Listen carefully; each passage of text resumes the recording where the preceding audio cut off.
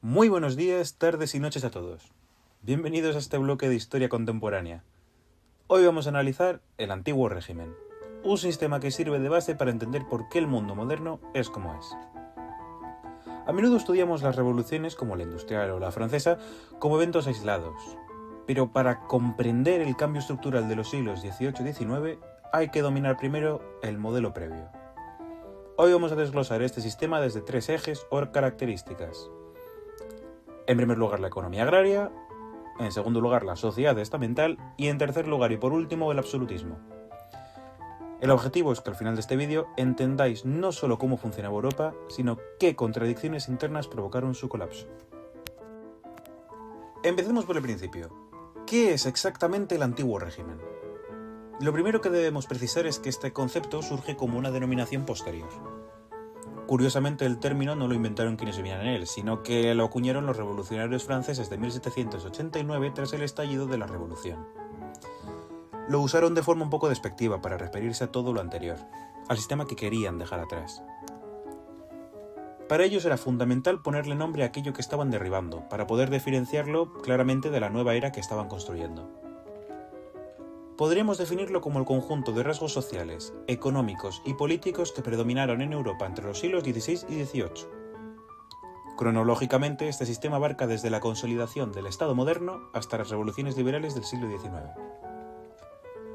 Este modelo se define por la persistencia de estructuras feudales en la economía y la sociedad, combinadas con una creciente centralización del poder en manos del monarca. En definitiva, es un sistema basado en la tradición, la jerarquía y una fuerte resistencia frente al cambio. Se apoyan tres pilares fundamentales que vamos a desglosar ahora mismo: una monarquía absoluta, una economía agraria y una sociedad estamental. Si analizamos la economía de este periodo, el rasgo principal es que es esencialmente agraria. Alrededor del 80% de la población vive y trabaja en el campo, pero bajo unas reglas que limitan el crecimiento. Además, se llevaba a cabo lo que hoy conocemos como economía de subsistencia, un modelo de producción donde el objetivo principal es el autoconsumo. Debido al bajo nivel tecnológico y a la baja productividad, apenas existe excedente para el comercio, lo que genera una gran vulnerabilidad ante las malas cosechas. Bueno, ahora bien, sobre la propiedad, debemos distinguir dos conceptos fundamentales.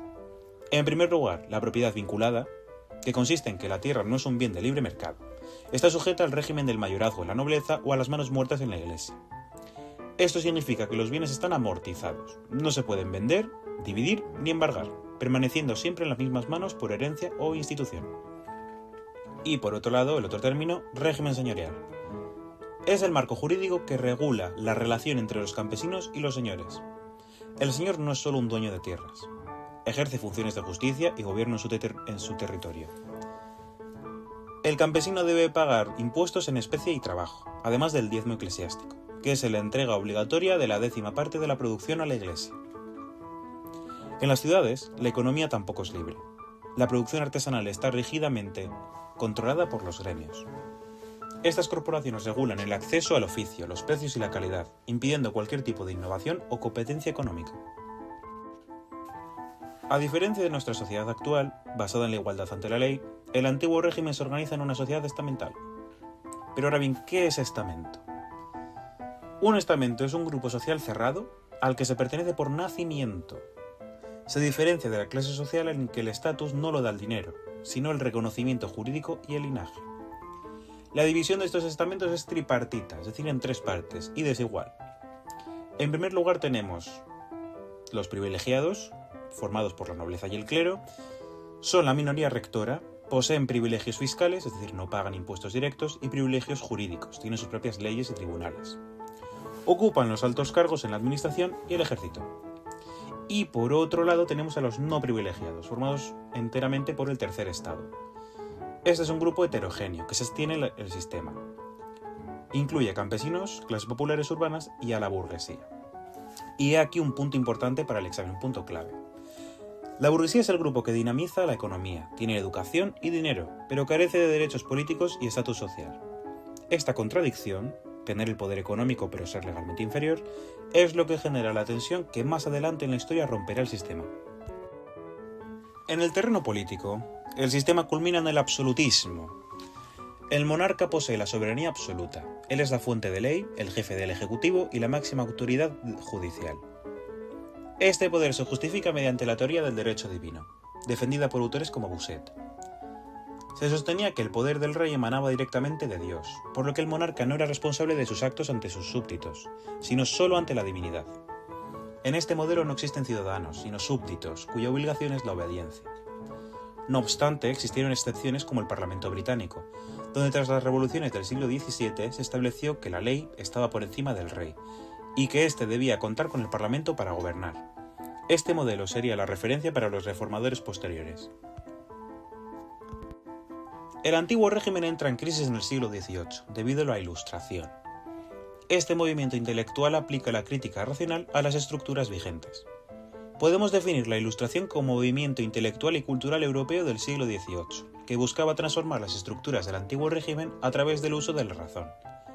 Su principio fundamental es que el conocimiento humano puede combatir la ignorancia y la tiranía, por lo que la Ilustración antepone la lógica, la experimentación científica y el pensamiento crítico a la fe ciega, la tradición medieval y el dogma religioso.